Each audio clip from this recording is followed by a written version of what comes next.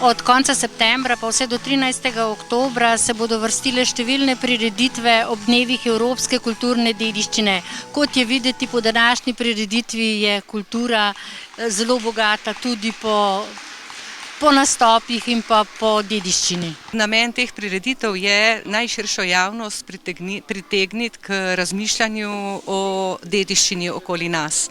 Se pravi, vzbuditi pri prav vsakemu občutek, da se ozre okoli sebe in da pravzaprav razpozna tisto, kar so nam zapustili predniki in kar želimo ohraniti tudi mi svojim naslednikom.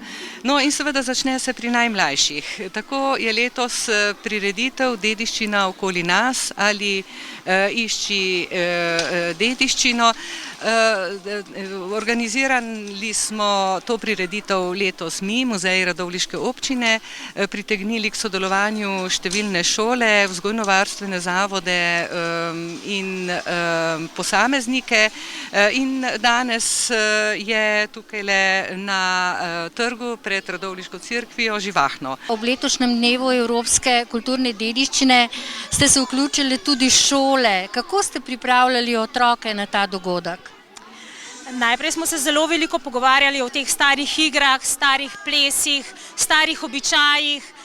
Pogovarjali smo se tudi z babicami in dedki in potem začeli pripravljati otroke. Izbrali smo si najljubše igre.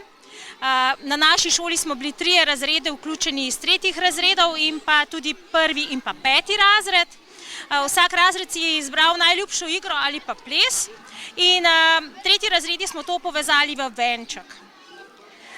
Otroci so bili na tem zelo navdušeni, pokazali so tudi svojo ustvarjalnost, kreativnost in na današnji dan si je prišlo to pogledati tudi zelo veliko staršev, dedkov in pa tudi babic. Seveda se bodo pa prireditve nadaljevale. Jutri bo osrednja prireditev v Štanjelu, kjer bo tudi minister za kulturo prisoten in kjer se bo pravzaprav uradno odprlo te dneve.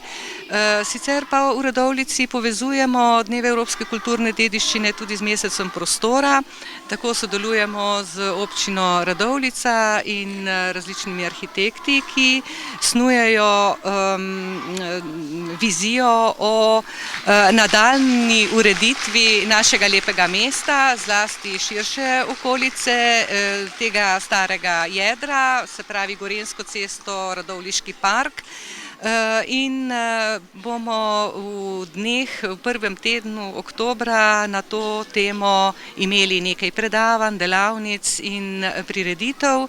Zaključilo se bo pa vse skupaj z enim predavanjem o dediščini strani arhitekta in znanega fotografa Mirana Kambiča.